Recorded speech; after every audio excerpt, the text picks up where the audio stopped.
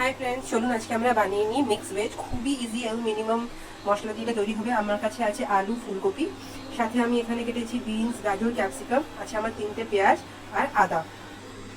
কড়াতে আমি তেল গরম করে দিয়ে দিলাম 1 চামচি জিরে, সাথে দিয়ে দেবো আবার ফুলকপি আর আলু, আর এটাকে একটু লাল লাল হওয়া অবধি ফ্রাই করে নেবো। আলু ফুলকপি ভাজতে ভাজতে আমি এমনি দিয়ে দেবো পেঁয়াজ, দিয়ে দিলাম গ্রেট করে রাখা আদা, ভালো করে সবটাকে মিক্স করে নেবো। সাথে আমি দিয়ে দিলাম আমার সমস্ত ভাজা সবজিগুলো, যেগুলোকে আমি কেটে রেখেছিলাম।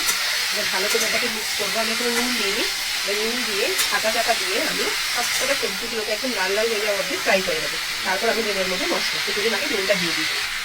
দিয়ে দেবো আমি তার মতো নুন। এবার ঢাকা দিয়ে লাল লাল করে এগুলোকে ফ্রাই করে নেবো।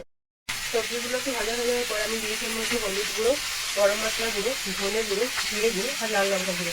এবার ভালো করে এগুলোকে আমি মশলার সাথে সবজিগুলোকে ভালো করে কষিয়ে নেব।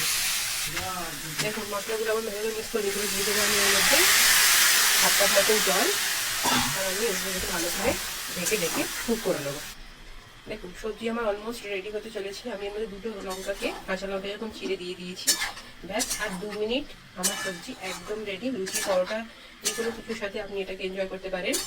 তো চলুন আমাদের রেসিপিটাকে এনজয় করুন, ফলো করুন আমাদের চ্যানেলকে, আমাদেরকে সাপোর্ট করুন। ততক্ষণের জন্যে আমি তো চললাম খেতে। বাই।